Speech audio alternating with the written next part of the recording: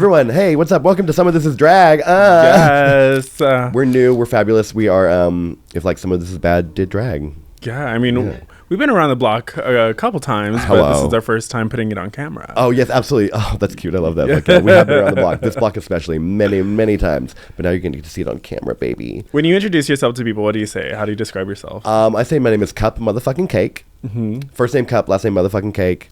And I am an Austin queen who's been, what is it? The nastiest treat on the street is good. Yeah. Cupcake, cut rate, cutthroat, all the above. Yeah. I'm from the alley behind the alley behind Rain. That's where I live. Period. Yeah. I always warn people about me. I'm like, I think because this is a habit that I've been getting out of, but I've been like, I don't, just so you know, I might say something awkward or unhinged. And usually I'm really nice, but honestly, I'm just trying to own, like, if something comes out, it just comes out. For sure. I don't think you need to apologize for yourself. Yeah, don't apologize. Because I think people do that a lot. They like before anyone even knows anything about you, you like apologize for yourself, and it's like, girl. Where do you think that comes from? Fear of being seen. Like we think it's easier to like call ourselves out before they do. So like be like, look, I know all my flaws. Before you even come for me on it, like, these are all my flaws, these are what's going to happen. And I think it's like a protective thing, I think. But also, if you don't point them out, sometimes people never see them. Yeah. And so you don't necessarily need to, like, be, like, apologizing or, like, It's the pageant girls, too. Not the pageant girls. It's the drag queens in general. When you're going up in competitions, I feel like there's this normalcy to, like, read each other or, like, dig at each other's early, like, flaws. For sure. It's almost like, but that's, like, comes at, like, a point of, it's like fun then. Yeah. I think if you're not being read as a drag queen, you're probably either really, really new and no one knows who you are, or you're really, really bad and no one wants to tell you. Right? Yeah. Like, if you're not being read, it's like there's something wrong with you. Like, well, I think also sometimes people are just really, like, dry and stoic. Like, I think there's some queens that, like, they don't know how to respond to it. So, like, I think people don't interact with them. Well, I think there's some people who are drag queens who shouldn't be drag queens. Yeah. Yeah. I mean, all drag is valid for sure. But not all drag is bookable, and not all drag is interesting, and not all drag is works on stage, Yeah, I think about this a lot too. I mean, as performers who've been doing this for a while, we definitely feel when the audience isn't vibing with us, even if we're doing something that we like. For sure. There's like a back and forth. Like, I think, yes, there's a certain amount of like masturbation you need to do like on stage, like for yourself, like do it for yourself, but also like realize that our jobs are like to make people laugh, or like just to honestly, our jobs are to sell drinks. So like sometimes doing things on stage just for the sake of entertainment is okay. Yeah, it is okay. You don't have to be jacking off all day long. It's like it's like gooning for 16 hours. Like, is that really worth it? I mean, the audience isn't always there just to like be a voyeur. Sometimes they need to be edged a little bit. Yeah, too. For sure they need to be edged. Absolutely, and I love that. I love edging them, but I feel like some people just really get so involved in their art, which is, I understand being self-involved in your art, you need to be, but like sometimes the audience also needs to like be a part of it. What do you think is the best way to like give a drag queen a critique or like advice? On stage in front of everybody? Yeah. Honestly probably is true, because I feel like that way it comes from, like, I come from the background of peer criticism, like peer, and I think that like is a good thing. Like, whenever your peers are able to like critique you, then I think you both respect them, and it comes from a place of learning instead of a place of like bitchiness. But so that's why I think on stage in front of people, like in a pageant setting or in like a competition setting, giving someone advice like that, it's coming from a place of trying to help. Instead of like maybe them hearing about it, you say it to someone else and it gets back to them somehow, then it seems like you're throwing shade or like just being a bitch. Yeah. But if on stage in front of everybody, you're like, look, I see this, we all see this, everyone sees this. I don't know how you don't see it, but now I'm saying it in front of everyone, so you do see it. Well, the toxic thing about drag, or really the fun thing about watching people receive critique or like do competitions and stuff, is I learned so well that not everybody responds to losing the same way I do. 1,000%. Like, I feel like I'm so passive about it. I see drag as an art, like we're competing, but it's really not that big of a deal to me, right? None of us are winning like huge amounts of money. Right, it's not like we're winning millions of dollars. Like, yeah, if I was, I'd kill somebody, but yeah, like put us on Survivor and then we'll take it very seriously. But like, most of these local competitions, I remember I had this one friend who did this pageant, and like I helped her, you know, I feel for me drag is about the experience, so I helped her with her outfit. I helped like encourage her, helped her backstage putting her stuff together, and she lost, and they announced like, oh, runner up is X, Y, and Z, it's them, and then the winner is this person, and like on stage their face like changes, and I've never seen this before. Like I thought they were joking at first, but they go like literally like carried just, out like I was kind of gagged because I've never seen a personality type that like was that like really was like visibly upset. Yeah, about losing. Yeah. I mean, some people don't have a filter. Some people don't know. I think especially nowadays, some people don't realize that they're on stage in front of people sometimes, and that like that those emotions can come out. I think that's kind of fierce because she's like in the moment, like, you know, I love the drama. I love the performance of it all. I love that. Like, right? Yeah. Don't hold it back. Don't just like, oh my god. I love the drag queens that like go and snatch the crown off the head of the winner. Yeah. Bitch, that is everything. Everything. It's like when that shit happens, you're like, that bitch wanted it. Yeah, she wanted it. And she's mad as fuck she didn't get it. She probably for a reason. I think that's what I've learned too is that not everybody reacts the same way that I do, right? So I have to like learn to one, be accepting because everybody comes from different, like, I mean, most of us are not doing this because we had normal childhood. Well, what? No, we didn't. I know. I was telling my parents, like, see, I told you I was like being gay, turned out completely normal. Like, it's fine. Yeah, I mean, I was running around and 3 years old, like with wigs around the house. Oh, same. In my grandmother's shoes, like in like with like pillowcases as hair, like all the time. And I wonder, I mean, I don't even now that I look back to, I don't even know why my parents had wigs. Like my mom never saw her wear a wig. Well, like, why did y'all have wigs? Was this my stepdad? Was my stepdad cross-dressing? Oh my god, that's so wild to think. So I don't have no idea where they got that wig. Where did those wigs come from, girl? That's insane. Yeah, I feel like, you know, when I told my mom that I was gay, my mom goes, you know, your grandmother, when you were like 2 or 3, leaned over to me and said, you know, Brady's a little, and like my grandma saw it. So I mean, it is so, I think it's purely obvious whenever like kids are being kids and just running around like what kid's gonna be gay, what kid's not, or not even. I think, you know, I think parents just disassociate a lot, so they're usually the last ones to like figure it out. Absolutely, and also I think kids. What's funny is that like kids can do things that kids can do.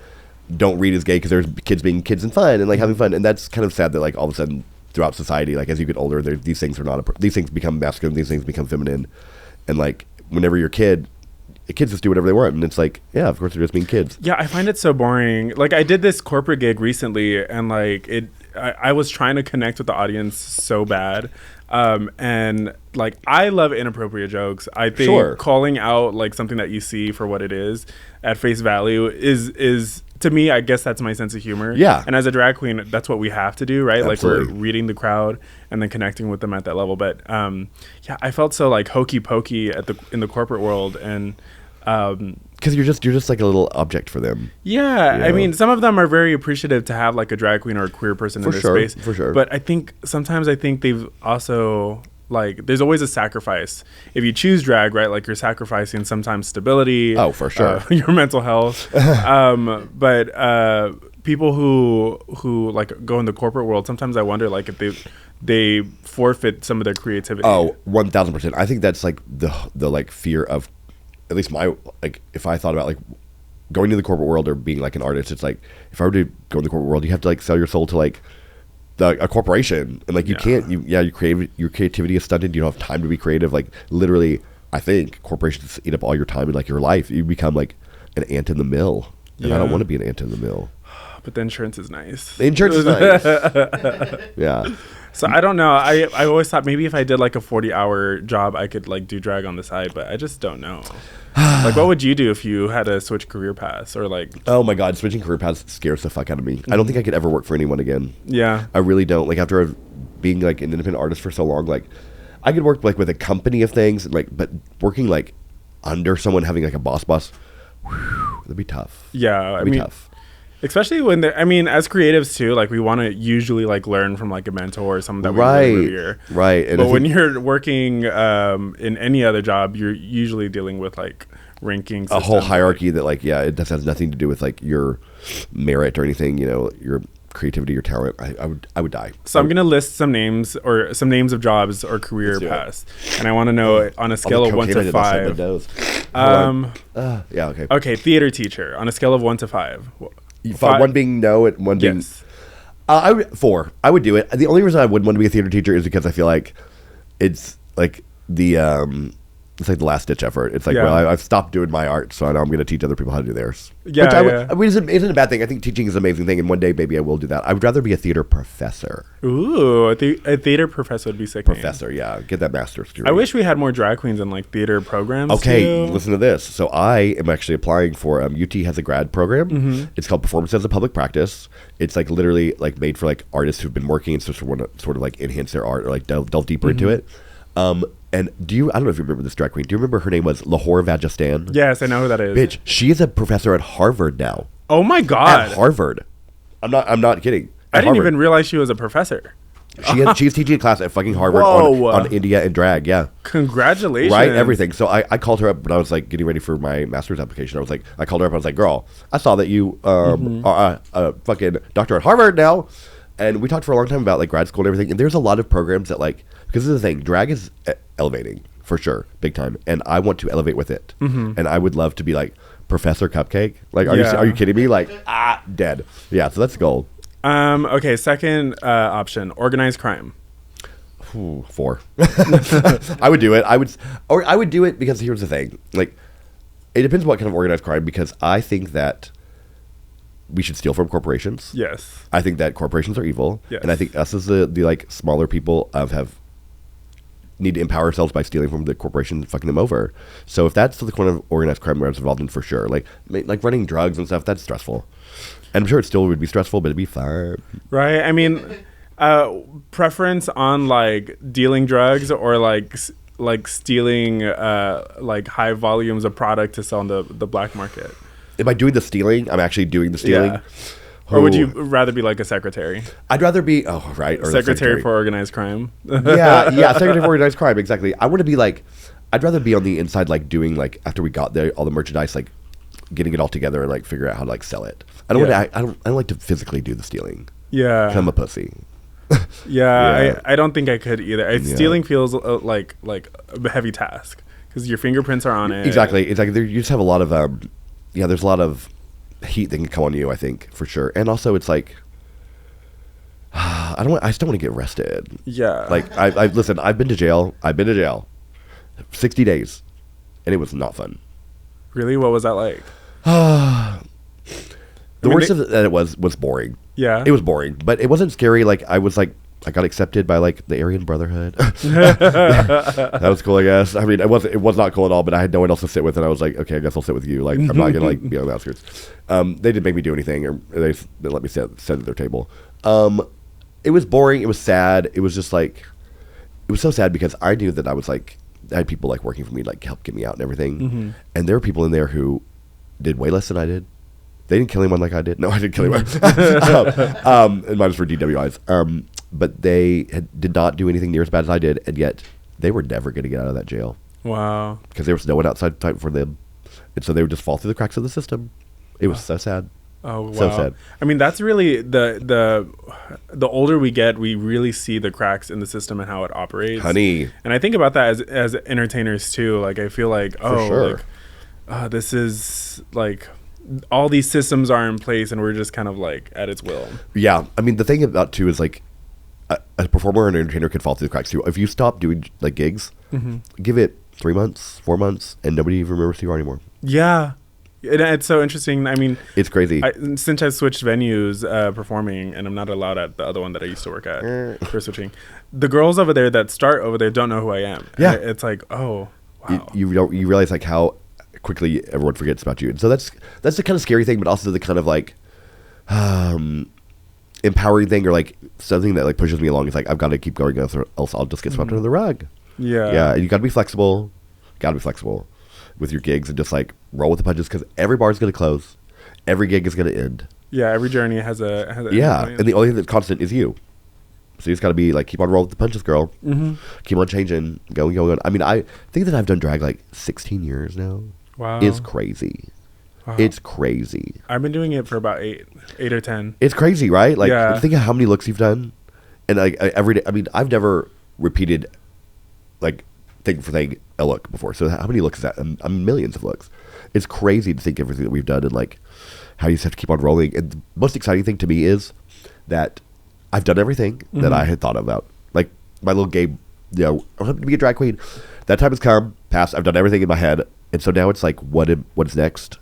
And the unknown is like so cool. What experience do you think? I mean, like I've had a drag kid and we've talked about this where it's like, oh, I see performers that I think I can outperform, but they've been in the industry longer. Why do they get opportunities and I don't? And in my head, like now that I've done drag for like almost 10 years, I'm like, I think I kind of get it. Like there's kind of like a business acumen. For sure. Like for sure. most of us, you know, generally, like I don't know a lot of social media drag queens, local people here in Austin, Texas. There's a few. But most of us like don't really dab our toe, so our following has really built up from really interacting with people, like physical, in in person, yeah. And then some of us are now starting to tap into like the entertainment spaces online because I think we see some opportunity for there. sure. But like I always think that the entertainers who start off don't really understand like the business. Well, I think they don't understand that like it really is about who you know, and like I think that that's something that people just forget is that like the reason why I get gigs sometimes is because I just am friends with like the people who are doing the gigs, and so like that I'm definitely going to come to their mind first or get to their ear first before someone who they have no idea who they are. There is like I even think in like pageants or like competitions and stuff, I have no problem showing favoritism towards someone that I know or see because that's part of the world and that's part of the gig. That's the way it is. Like when you're out in the real world, that's how it works. Is that like it's your like social game that you've done before that led you up to here, like whether I like you or if I don't, and if I'm going to work with you or not. It doesn't, a lot of times I would say talent matters about 10% of the time. Yeah. I mean, especially in drag queens. Like, yeah, like, exactly. I think most of us are just. The talent is like barely the thing that, you know, yes, you can perform on stage, whatever, everyone can do that. So like, it's sort of like, what else is there? There's like a socialness to it that people don't understand or want to play, and thus it hurts them. Yeah. Yeah. Even if you're new and badass, you better be seen as badass too, you know? It doesn't matter if you think you're badass at all. Yeah. I mean, it's kind of hard for me, I think sometimes I have a hard time connecting with people, but like it's really finding the connections that I do connect with that I think have gotten me the pathways that I have versus trying to like appeal to everybody's, you know, you can't make it ego or politics. Right. Sometimes you can just sense in a room when people just don't vibe with you for whatever reason. And you don't want to work with those people either. Yeah, and I'm like, I think now I'm glad that I've come to a point where it's like, I don't have to try to force a connection with you. Like if it doesn't happen, it's not going to happen. Right, forced connection's the worst. It's like, it's gross and like, it will fizzle out and it's wasted your time, you know? They're going to dislike me more. Like, hello, right? Yes, absolutely. Yeah, I love being disliked sometimes. You do? Yeah, I do. Do you like confrontation? Do you like? Can you deal well with it? I deal with confrontation. I feel like kind of a lot. And do I like it? I think I may bring it on myself sometimes. I think that it's healthy to be able to like have a back and forth dialogue about yourself or your art or with people. Do I think people listen? No. Do I think that it ever really changes anything? Not really, because people are stuck in their ways. But I think if nobody's like confronting you about your stuff, then you're boring. No, I agree. I wish more people were not offended by confrontation. Right. Because it's not inherently a bad thing. I don't think. It's not. But people are. As soon as it becomes confrontational, people are like, oh. It's like, I think it's because somebody or maybe our culture has expressed that, oh, we don't want to be like, nobody wants to be canceled or nobody wants to like step over a boundary that you can't come back from. Right. But most things, it's like we're just like human beings, and most of us have disagreements with maybe the way that we see the world or interact. You're a human being? Yeah. Are you a human being? Like, do we all make mistakes? Right, exactly. Yeah. So I don't know. I see a lot of people, either are really avoidant to. I mean, well, some drag queens love to fight too. Like they just love. Girl, some drag queens love to fight. Yeah. Okay, you know Lady Grackle? She used to get her heels over her head and like clack and be like clack, clack, clack. It was everything. It was so like I think drag queen fighting is kind of amazing because we're like Glamazon warriors. Yeah. Like we're tall, big bitches. My mom was always like, "Aren't you scared walking around town?" I was like, "Bitch, no, I'm not scared walking around downtown. I got fucking claws on my hands, like spikes on my feet. Like, no, baby, I got it. I'm good. I'm good. If someone tries to attack me, I'm good." I mean, like we're both almost like 6 feet, right? Yeah.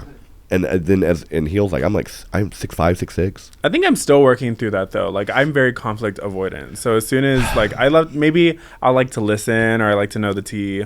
But girl, you like to stir the pot a little bit. A little bit. Like I like to speak my mind. Yes, which is it's so super important. But I think I have a hard time in face-to-face interactions being like, I don't like this. And I'm gonna and most of the times like I just kind of leave the line right there if I were to say it because I don't like to really get into it. But it takes me a while to like explode. There's a classy way to fight, I think, or a classy way to just show your but I don't want to be classy. Like I want to fight. I want to. I would love to see you fight, Justice. That'd be wild. That'd be wild. Just like yeah. I mean, I don't know. I don't get into like physical altercations. Yeah. Yeah. No. The only time I will scold an audience member real fast though. I will yell at an audience member. I have no problem doing that.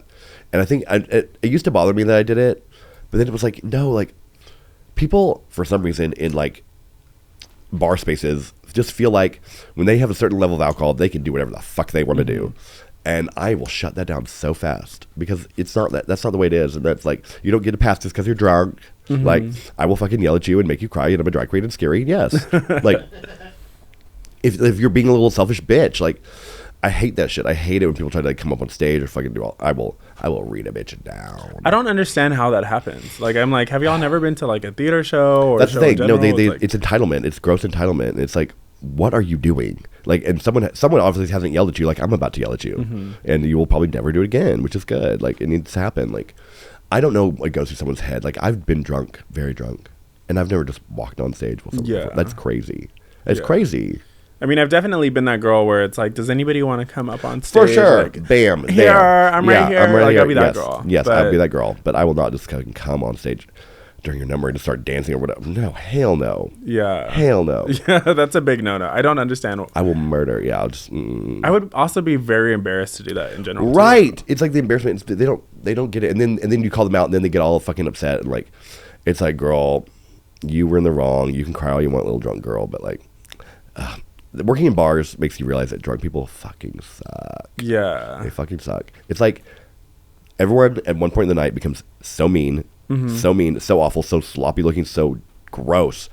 And they're like, saying all this horrible shit to you. And then the next day they're like, hey, how's it going? It's like, they completely forget. Yeah. Girl, do you not know the mess you were last night? Like, it's just like, come on, get it together. Do some uppers. Yeah. I love to like float around and drink in bars now though. Like, it's fun. Like I am starting to appreciate, like I understand why people just like stick to the bars and are there constantly. When I perform and I drink, I'm like such a social butterfly in a way. Yeah, for sure.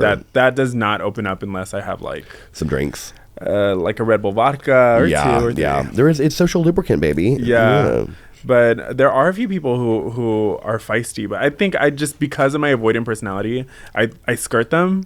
So when I do drink, I'm not around them for some reason. I think you've already like built up your like little like walls. I'm like if I see it's getting heated and I'm not enjoying the moment, I'm more enabled to walk. Yeah. If I'm sober, I don't know, something about me wants to listen. That's smart. I like that. I need to blow my nose so bad. It's like something. Cocaine is running out of my nose right now. I need to do that. Is that possible? Can I blow? Okay. Some of this is drag. You're gonna watch something amazing happen. Yes. I'm gonna blow my nose. I usually just snot rocket whenever I have because we're gonna sell it. We're gonna put it on eBay. So if you want the snot rocket, you can find us on eBay. Some of this is drag. What if we sold something? I would love that. I've thought about this. Like I've thought about kind of like fetishes that people have, and why I don't see a lot of drag queens like tap into the. I think that we could tap into it more for sure. Like I think it's just the crossies, the ones that want it. Yeah. It's sometimes there's a lot to talk to. You know, it's just you like the people who like the cross dressers. Yes. What's your interaction? The clown fuckers. What are your interaction with clown fuckers? They are just always really just gross, and just you have to do a lot of texting before the it's a lot of work before the money shot. You know, is it because they like are feeling insecure? They want you to give the fantasy before they pay for the fantasy. Oh. You know what I mean? Like they want you the texting, and they start like saying all those like, so what are you wearing? And it's like I'm telling you what I'm wearing right now because you haven't paid me yet. Oh, wait, hold on, I'm so sorry, my ride's here. Oh my god, right? Yes. Okay. If you didn't hear that, it was just the sirens, the police sirens. I'm up and I run out the door. Girl, one time at Rain, the police did come looking for me at Rain. I was performing at Rain, I swear to God, on stage, and I get the front bar, someone runs onto the front bar, they go, Cupcake, the police are here at the front door and they're looking for you. And I said, Colleen, gave the mic to Colleen and ran out the back door of Rain. There's surveillance video of this. I'm like running out the back of Rain. I run to my friend Topher's fucking condo downtown because I had an ankle monitor on. I thought they could track me. And I literally got out and like the police came into Rain looking for me, didn't find me. Everyone was like, I don't know. Yeah, and I got away. Wow. And but I stopped my gig in the middle. I was like, Colleen, finish my gig. Were you not supposed to be like performing or? I didn't know. Well, no, I was just. Like, I don't know why they were picking me up, some warrant or something, and they knew where I worked. And so they were like, we're just going to do the work, and the rest of them didn't get me, though. Okay, so say I'm a crossy, and I'm like, oh my God, that tall woman over there in the latex heels is really doing it for me. Yeah. And, like, what do you say to them? How do they usually, like, reach out to the... What would they usually say? They're usually just like, they usually say, hey, what's your name? And I'm like, my name's Cupcake. And they're like, no, what's your real name? And I'm like, my name's Cupcake. And they're like, no, what's your real name? And so I have to like think like, Glenda. My name's Glenda. Yeah, I'm usually like, it's a Cupcake. And then they always want to get closer to you than like everyone else. They want to feel special. They want to feel like into your world. So I'll either just tell them Cupcake or I'll say like, I don't know. And then it's the, I've never seen a girl like you before.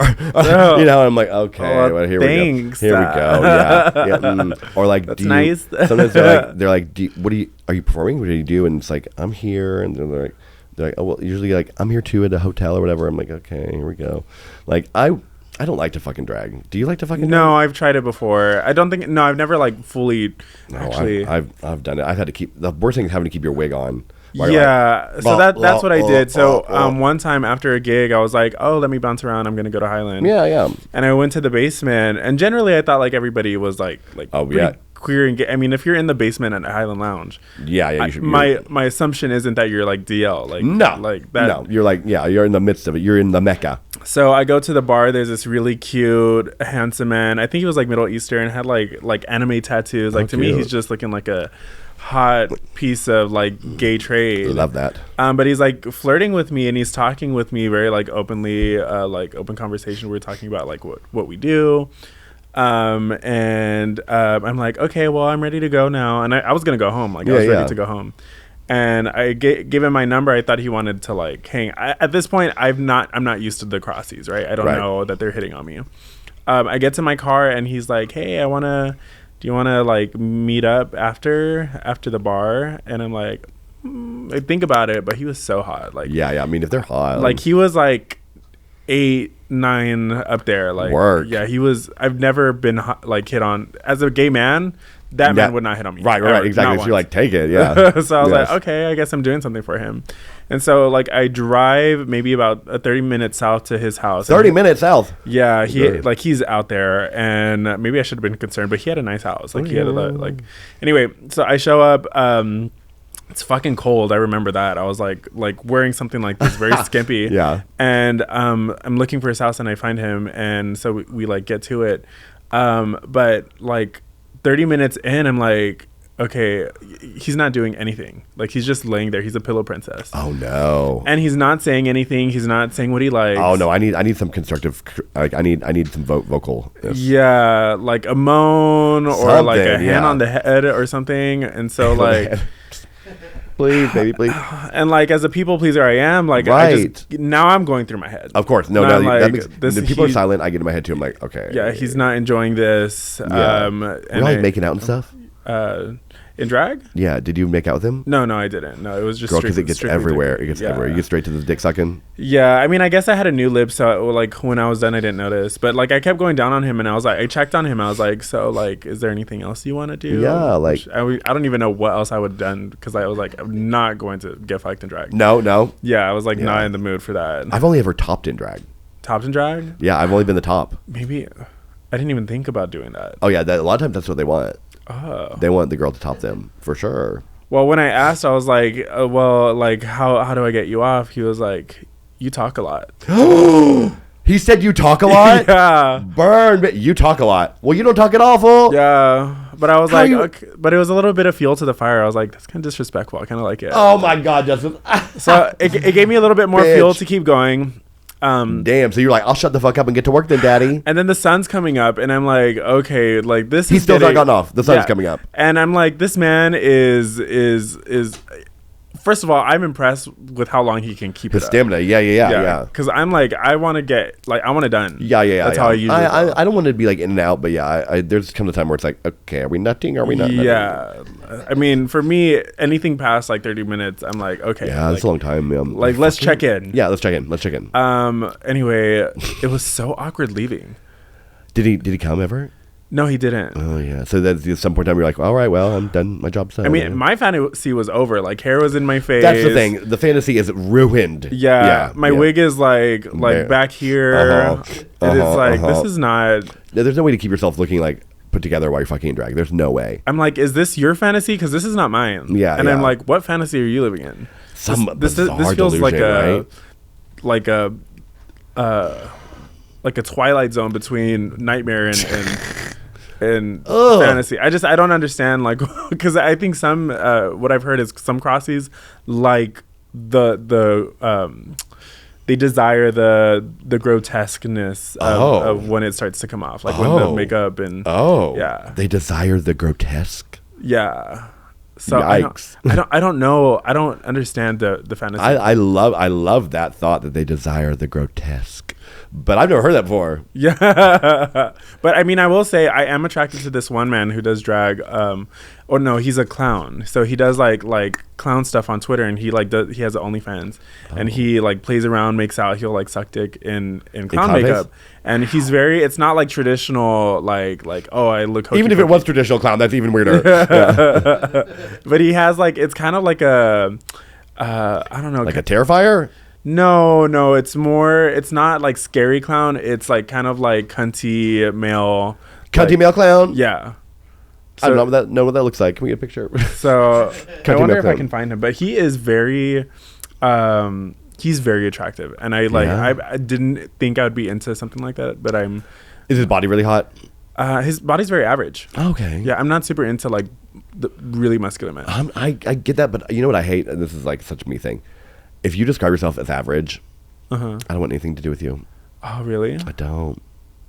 Even if you are average, like the thought of someone describing themselves as average and being okay with it is very unattractive. You want them to be like, I'm disgusting. Yeah, maybe, or I'm something like. I'm just average. Being average and being like, yeah, I'm average is like, what? You're average? Like, yeah, that's how you think, and you're cool with that? What if they're super hot and they're like, I'm average? Still, I wouldn't. If they said average, if they put average, I'm not into it. Yeah, average to me is so strange. What are some adjectives that you like? I like even like fit, toned, stocky, like things like that are great. But average just seems to me like I settled. Like they don't give up on. They give up on themselves on an image. Yeah, and they said average.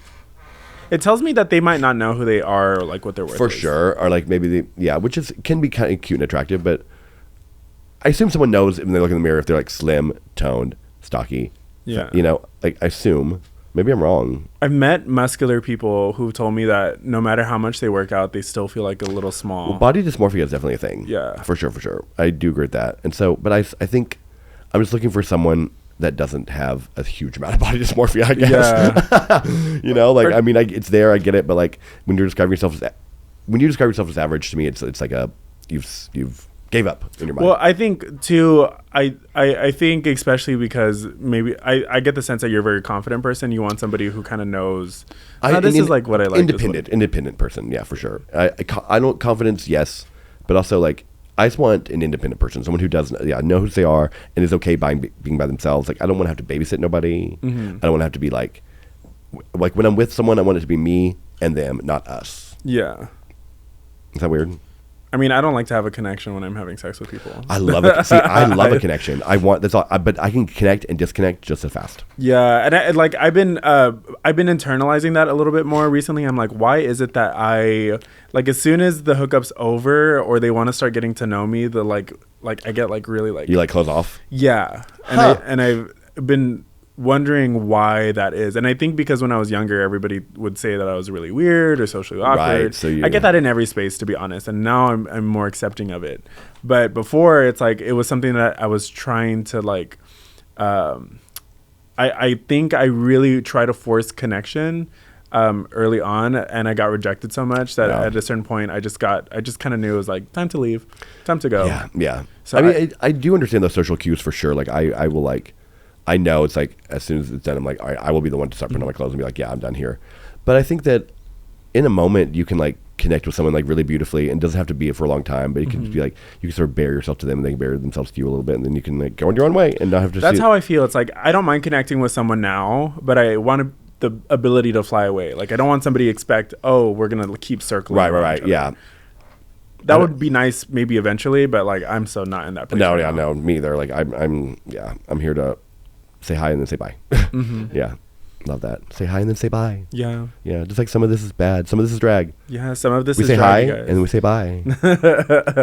Yes. So what kind of men are you attracted to?